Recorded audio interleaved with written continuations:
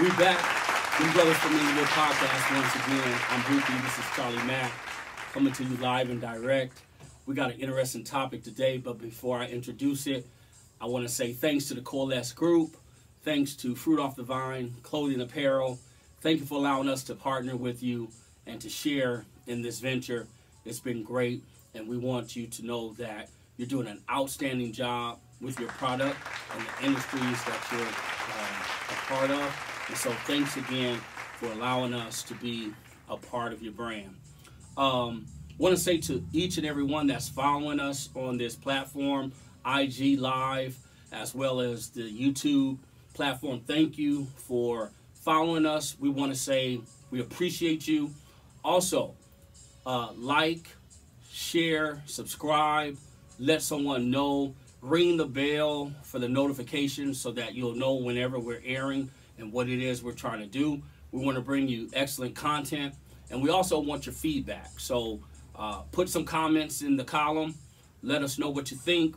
Ask questions. However, we would love to engage with you and interact. So before I introduce the topic, I'm going to throw it to Charley Mack and let him holler at you.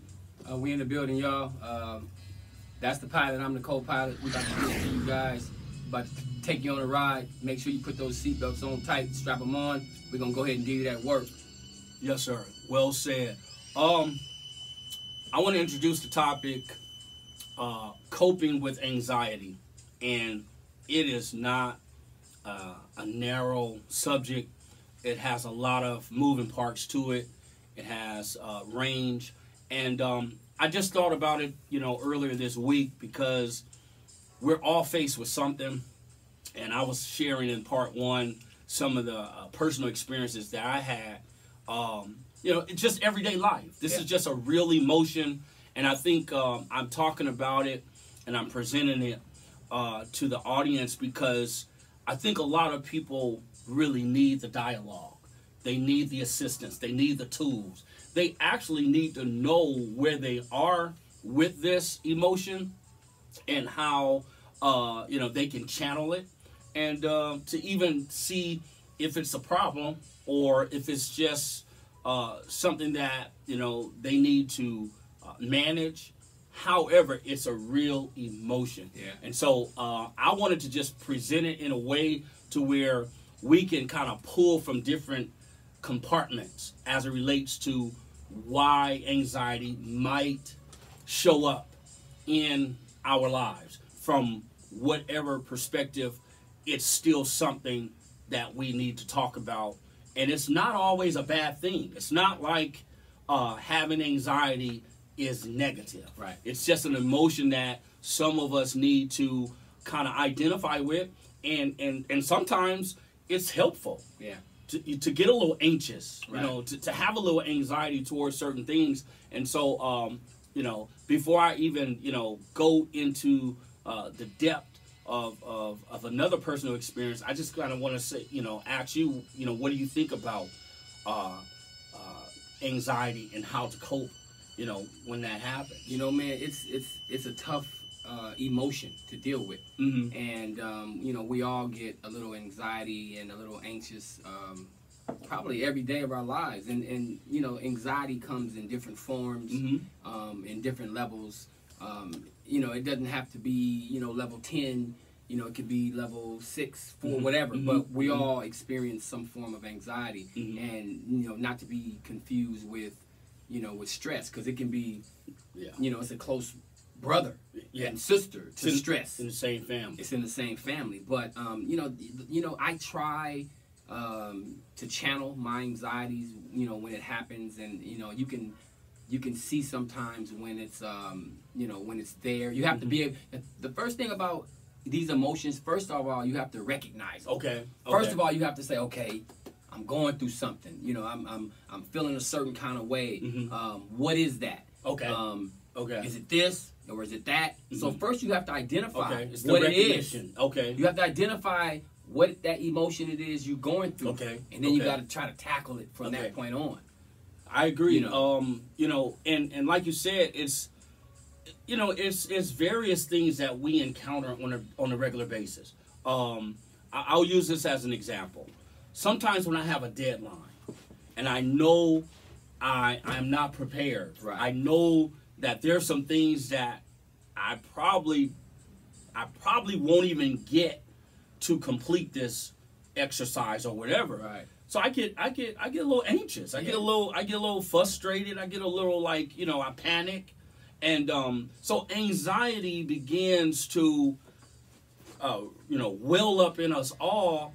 So then I feel like, okay, let me take a deep breath, or let me reach out to someone that might be able to give me some assistance. Right. Or I might just have to say, you know what, I'm out of resources.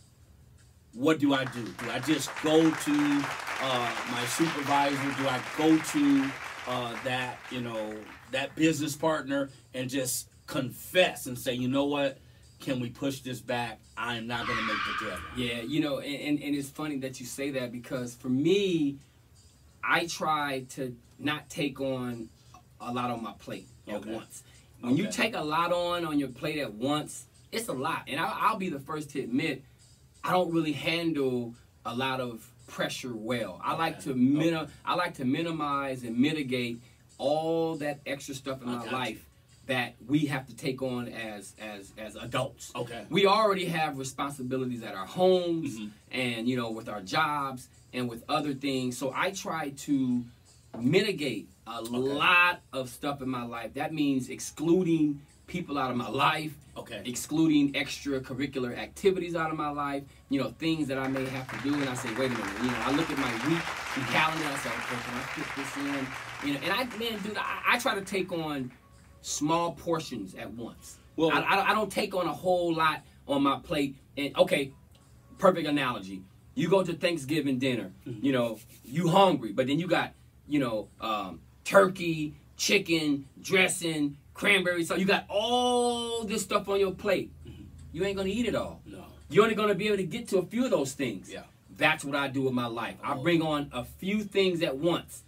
And that's it for me. And when that's complete, when that project is complete, then I'll bring on the next one. I just try to mitigate my life, man. That's wisdom. That's wisdom. And what I get out of that also is this. You get in front of it. I jump right in front of it. You basically understand what you're capable of doing and versus what I'm not. And I'll be the first to admit I can't do it all. That's wisdom, because a lot of us, we don't do that.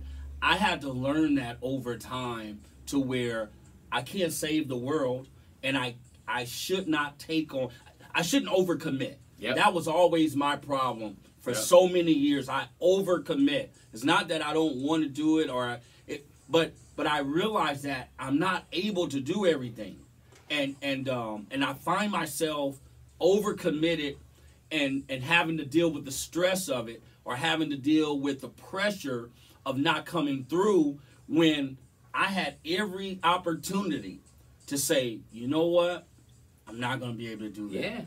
Yeah. Or, let me consider that next month or next quarter. Yeah. So what you just gave us was a valuable tool, which is you assess your your projects, or your whatever's potential. You kind of compartmentalize it. You say, you know what, this is what I am committed to. Yeah. And this is what's coming to me. Yeah.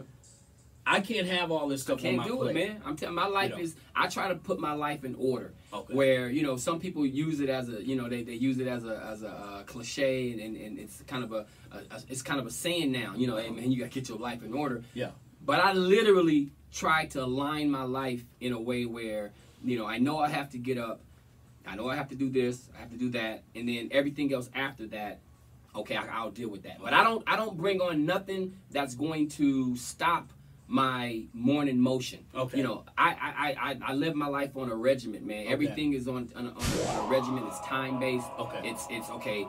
I eat at a certain time. I go to sleep at a certain time. I get up at a certain time. I go to bed at a certain time. It's regimented. It's regimented, man. And that's the only way that I can keep that order and keep that extra anxiety out of my life. Wow. I can't handle it, man. I mean, I said, us as adults, we already take on too many other problems already with our own lives.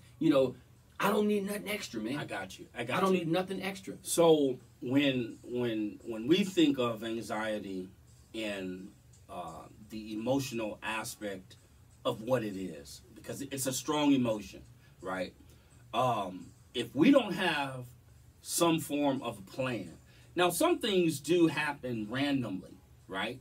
But from what I gather from you, even if something happens randomly, you have the capacity to manage that because your regimen is already set. Yeah. So you're not overwhelmed.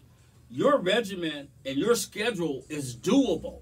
Now, your option is whether or not you want to take on that random thing, because at least you have room for it. Exactly. You know what I'm saying? And so, like, I'll just say this for instance. Let's just say, you and your daughter, you guys made plans to do some things over the weekend. Let's just say Saturday, you're going to take her to lunch. You're going to take her to one of her favorite activities. Right. You just was going to hang out. Right. And then all of a sudden, when she got up that morning, you went and got the car washed, and you prepared. Now you coming back to pick her up. Right. And then she said, "Oh, Dad, Shelly and Felicia wants to come too, so I told them that you would come and get them." You know what I'm saying? And you like, well, that wasn't the plan. We scheduled, we got 2 movie tickets. We got, so now it's like, that's a random act that now you got to say to yourself, well, am I ready to deal with 3 little girls? Teenage girls. Yeah, you're right. Now I gotta reposition my life for that particular moment to deal with this other stuff, and it's extra anxiety that you have to do. Okay, I gotta. Now, would that throw you off? It wouldn't throw me off because for our kids, we pretty much do anything for our kids. So the only thing that would make me do if from your kid, you just be like, okay, because it's for our kids. Yeah. And that goes for everybody who's watching or who may be listening. But we'll do anything for our kids, especially when they're good kids. Yeah. But let's say the same scenario if it was an adult and I got a call out of the blue. Okay, perfect example. I go hiking every Saturday and every Sunday. Okay. And I wake up at a certain time. Dude, I'm gonna have to come in. Yeah. You don't want it. You don't want it. Yeah, I'm gonna have to come. You don't want it. Matter of fact, I'm gonna have to come. You don't want it, homie. You don't want it.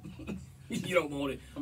Yeah, okay. Homie. When I tell you what I did the other day, you ain't gonna believe it. Homie, you don't want it. Okay, all right, all right. Yeah, I walked to Mom's from the office.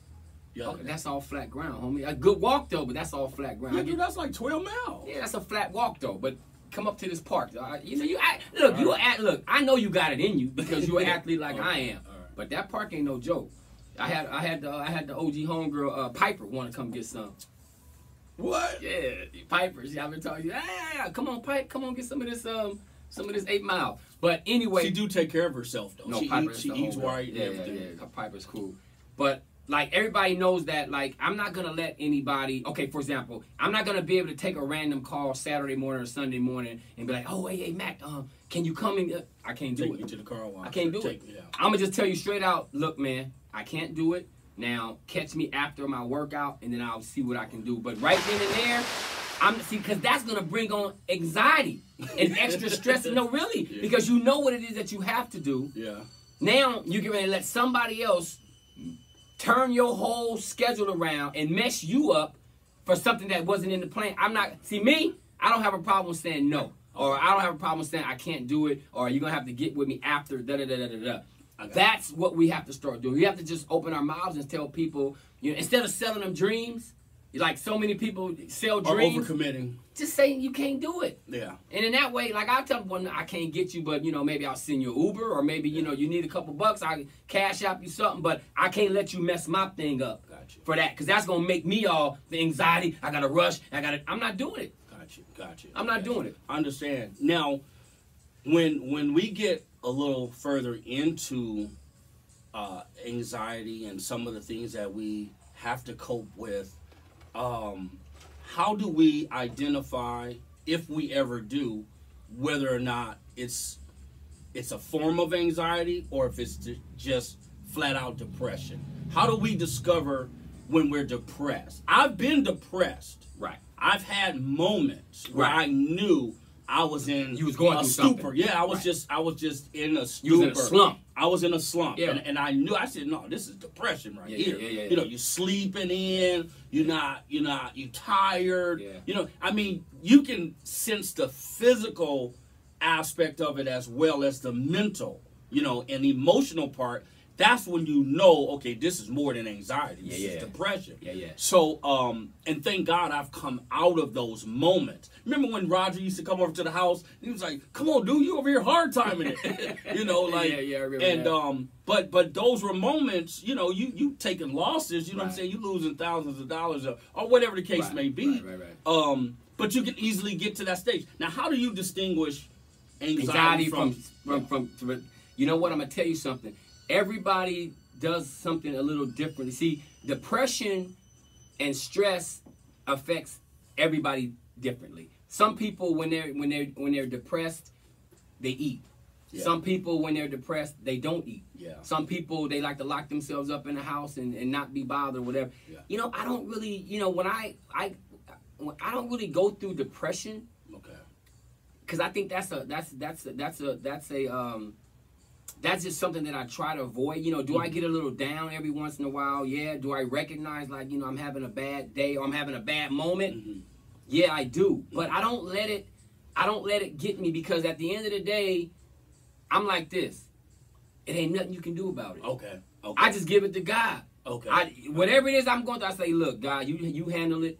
You know, whatever it is, you gonna deal with it. It's nothing I can do. It's out of my hand. I got so you. That's how I take on, like, stress. I don't let it get me down, because at the end of the day, you can sit there and cry a river. Yeah. And once you cry that river, that stress and that problem gonna still be there. So you're saying if it continues, if it lingers, if depression stays longer than normal, right, there's a problem. You need to go see somebody. Right, because you need to go seek some help. Right. I was talking, and I do not qualify whatsoever to speak on a clinical level, right?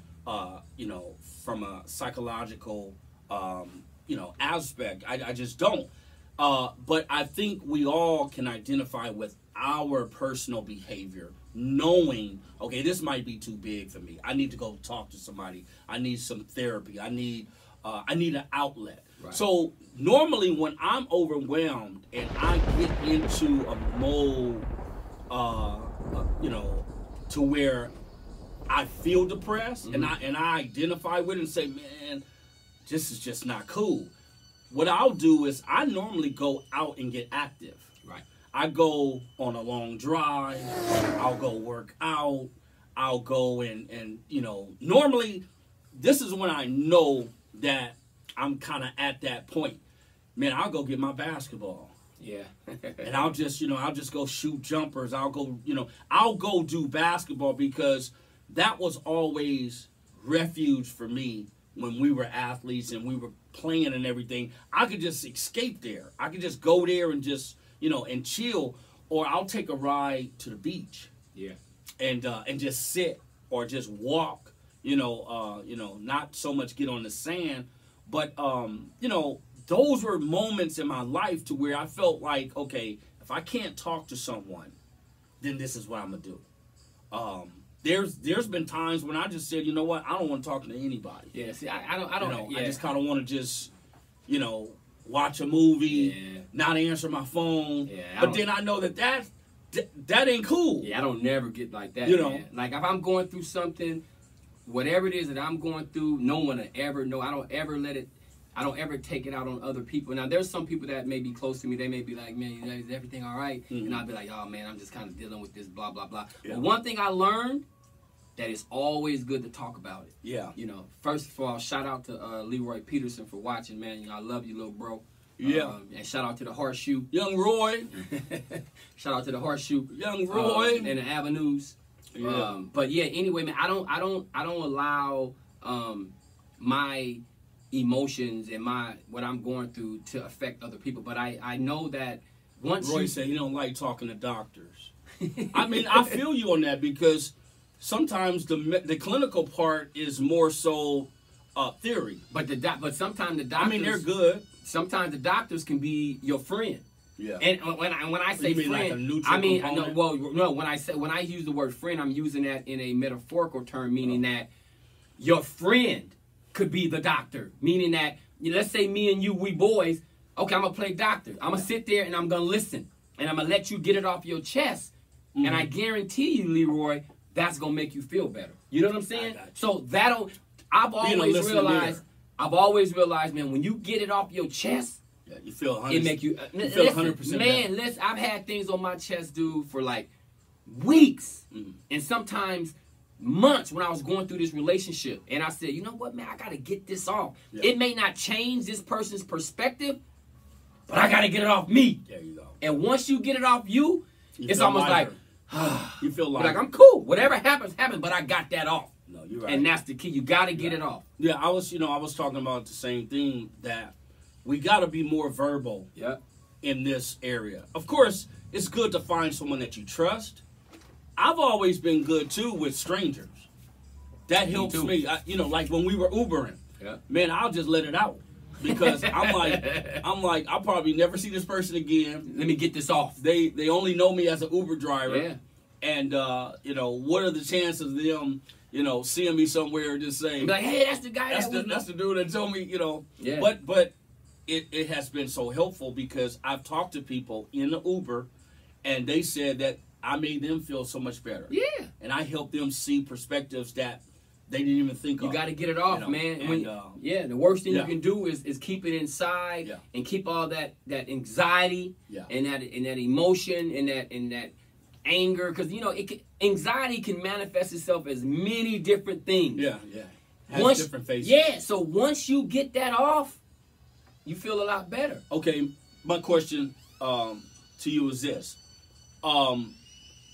what do we?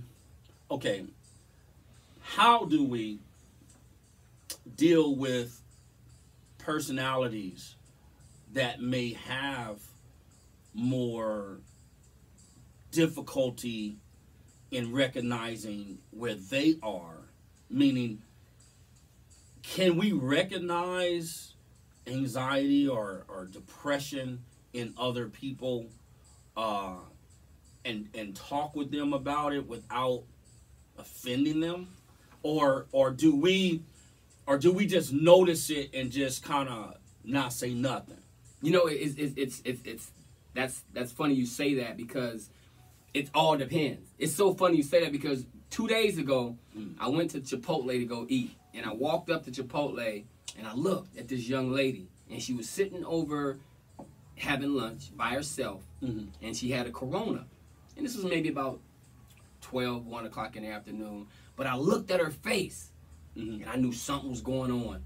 Like something was going on. You right, Roy. You never know what anybody's going through. Yeah, something was going on with this lady. And I almost said something to her. I almost said, like, you know what, whatever you're going through is going to be all right. Because people don't know.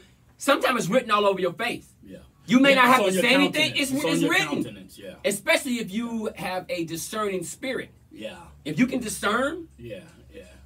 You're going to know. You're going to know. Yeah. And I didn't even know this lady. But I looked at her.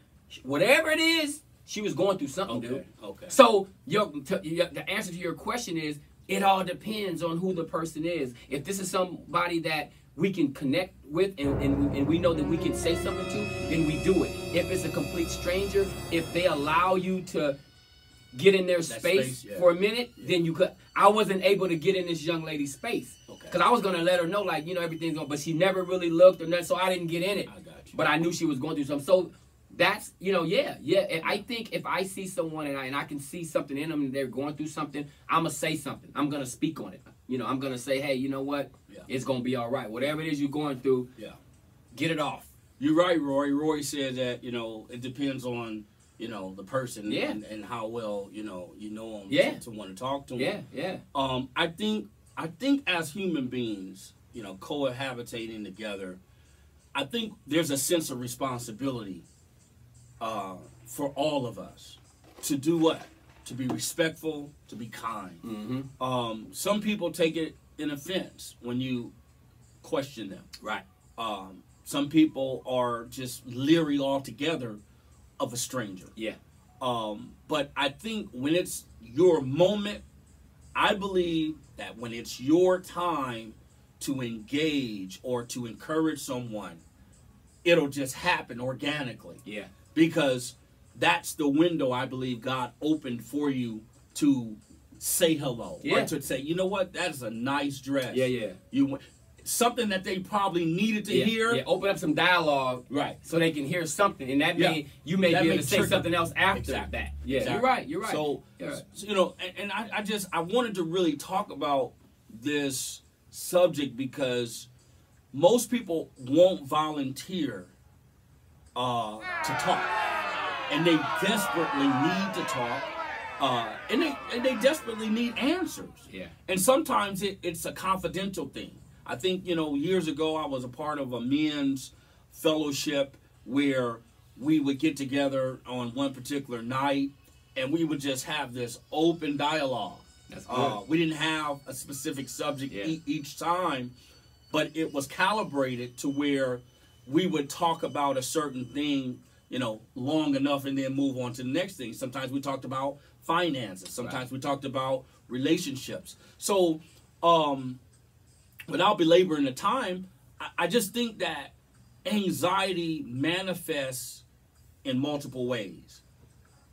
It could be through our impatience. It can be through having a deadline to meet. It could be through having a disagreement with someone, or just not feeling appreciated. So I think these are areas that we need to continue having conversation about. Yeah. Because we're all human, and we all have strengths and abilities that probably would benefit the next person. Yeah, I feel you. And we're all different. Like I see what you said, Leroy, about your girl, the last girl. But you know, I know you, Leroy. I know you're a humble dude. I know you are, you know, you're the type of guy, man. Non-confrontational. Non-confrontational until you pushed. You'll give somebody the shirt off your back. So I know for some people, it's easy to get to them. And then for some people, they're not easily ready to open up. You know what I'm saying? Some people are easily ready to open up, and some people are a little bit more, you got to just pry, you got to just, you know, man, you know, what is it, you know? And some people, you know, they just not going to talk. Yeah, no, you're right. You know, and some people, especially with men, some men, they're a little more like, they're prideful. Yeah. And, you know, they feel ashamed if they say they're feeling some kind of way, or if they're, you know, hurting or whatever. Yeah. Because you got a lot of dudes that be hurting, and they ain't gonna say I'm hurting. Listen, they'll go down. They'll go down with the ship. They'll go down with the ship before they say, "Look, man, I'm over here hurt." Yeah, I mean, but I think, and I know a lot of it, of course, because we're brothers. We know each other like the back of our hands. Yeah. You know, we've been through everything. But it's just, to me, for us to have friends or associates that we care about, and not have the confidence, especially as men, to say, listen, bro, haven't talked to you in a while, but, man, you know, is everything cool? Yeah. I just want to check on you. You know, anything you want to talk about. Yeah, you know, and there's some things that, you know, I want to bounce off of you. Yeah. I think we shouldn't be as partial to share these things, because we really, like Leroy was saying, we really don't know what the next person is going through. I know. And it could be one of those life and death moments. I know. Where somebody's contemplating suicide. I already know. You know, or they are quitting their job. Or they may have a gun in their pocket ready to kill you. No, I'm telling you, it happens every day. Yeah. Like, I was on the freeway that morning a couple months ago when the guy shot the little boy. Yeah. On the 55 freeway. I was on the freeway that morning. I love you too, J baby. You know. Oh, J baby on there. J baby. J baby, come do the show, man. I told you, man. Yeah, man. We tried to come get you to come do the show. We gotta come down to the hills to get you, or what, bro? Up to the hills to come get the man. You better come do the show, man. But drive the Ferrari. Exactly. Yeah. But, you know, it's like, to me, we got to have more of this dialogue. We got to have, another thing is this too, accountability. I think when we show accountability, we're showing our love and our concern for each other. We did it as kids, especially, you know, growing up and walking everywhere we had to walk. You know, you guys were older, so you guys had to look out for us, and then you was responsible for us. Anything we got into, you had to answer. Like, well, how'd you let him do that? Or how'd you let him get lost? No, You know what I mean? That was me. That was like, okay, dude, you're gonna get left. You stand over here daydreaming. Yeah, man, come on, man, keep up. So I think it's the same thing. We're dealing with real emotions, anxieties that come, and they're gonna continue to come, whether it's work related, relationship related, personal. Whatever it is we're challenged with in this natural life, we just have to have the conversations. We got to keep the dialogue going.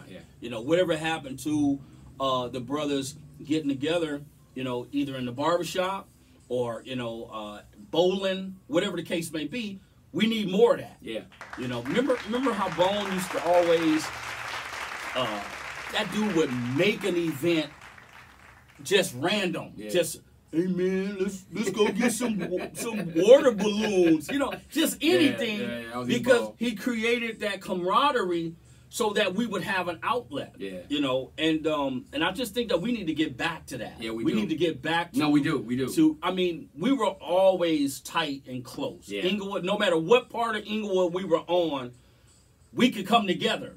With that part of the city and say, hey, we all brothers over here. That's real. You know what I'm saying? But like I had Derek in here the other day, and I was saying, look, man, we all need to get together. Let's go have a vacation. Let's go to Puerto Rico. Let's have a cruise. Let's do this. Let's do that. But like you're saying, you're right. We all need to get back to that. You know, we're getting older. I think everybody, I don't anymore. I think a lot of people is taking life for granted. Junior said, come pick me up. I ain't messing with that 405J, baby. But yeah, you was right though. We need to get back to that. We got to get back. We got to get back to that. You know. So I mean, I enjoyed the topic. You know, I enjoyed the discussion because it opens up a lot of things, and I think it would bring clarity to a lot of the way we do things. Because sometimes we act out of emotion. You know, we make decisions that are emotional.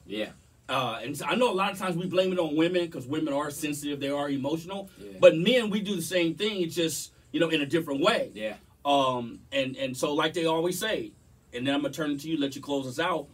Never make a decision when you're happy or excited. Right? And then the other saying is, never make a promise when you're glad. You know, because sometimes those are unrealistic, and you can't fulfill those things. You can't get in the front of it. But you know, interesting, man. So I'm gonna throw it back to you. I just want to say thank you to everybody for tuning in and listening. Whoever did, you guys can check us out on the YouTube channel. Just type in "Them Brothers from Inglewood," DEM Brothers, and everything should pop up. If you guys like the show. If you guys like the show, don't forget to like, subscribe, share it with somebody. You know, we do a lot of interesting topics. You know, some of these topics may actually reach somebody and hit them in an emotion where, you know, they may have needed it.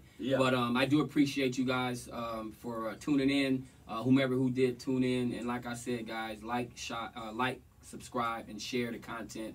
This is what we do weekly. We try to bring it to you guys, and we got a lot of other interesting things coming on the show that we're going to do for you guys. But for real, though, Junior, we're going to do a topic on about the barbershop, and we want you to come and come do the show. He said once a month. Dinner. Yeah. He said the fellas get together. Yeah, I'm with that. Well, we all with that. And thank you, Leroy, for tuning in, man. And, you know, share the content, man. You know, let other people know we out here doing this. We gonna do Facebook Live, we do Instagram Live, and we got a YouTube channel. But thank you guys for listening and tuning in, man. Peace and love always. Keep it Inglewood. Peace. We out.